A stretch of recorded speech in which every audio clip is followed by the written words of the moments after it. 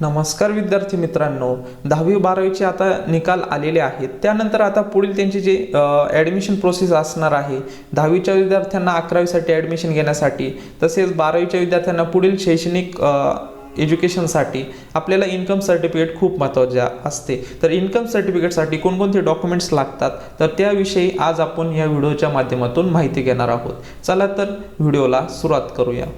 बघा विद्यार्थी मित्रांनो, आपल्याला जे इन्कम सर्टिफिकेट काढायचं आहे त्यासाठी बघा तुम्हाला प्रूफ ऑफ आयडेंटिटी मध्ये तुम्हाला पॅन कार्ड असेल, त्यानंतर पासपोर्ट आहे, त्यानंतर RSBY कार्ड असेल, Aadhaar card, voter card, driving licence, MNREGA job card, photo applicant किंवा identity card issue by government और सेमी गव्हर्नमेंट ऑर्गनायझेशन।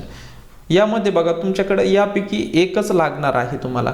आता सर्वात महत्त्वाचं समजून घ्या की इन्कम सर्टिफिकेट जे आहे तर ते आपल्याला वडिलांच्या नावे काढावं लागत असतं किंवा जे आपले पालक असतात आपल्याला सांभाळणारे त्यांच्या नावे इन्कम सर्टिफिकेट काढायचं असतं। तर त्यांच्याकडे हे डॉक्युमेंट असणार आहे, कारण त्यांचं एज जे आहे तर ते 18पेक्षा जास्त असणार आहे। पॅन कार्ड त्यांच्याकडे अवेलेबल असणार आहे, पासपोर्ट असेल किंवा नसेल त्याची गरज नाही, आपल्याला एकच लागतं।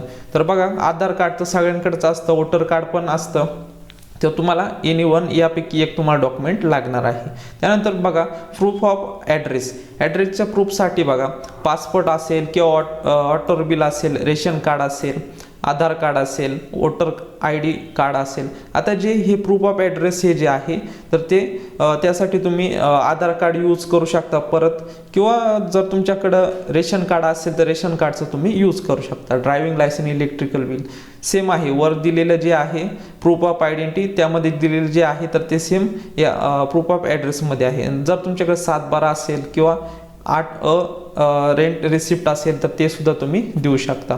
त्यानंतर आता पुढे बघा अदर डॉक्युमेंट्समध्ये medical facility required health medical officer certificate, हे ज्यांचं एज जास्त असणार आहे, जे आपले पालक आहे त्यांचं एज जर जास्त असेल तर त्यांना लागणार आहे।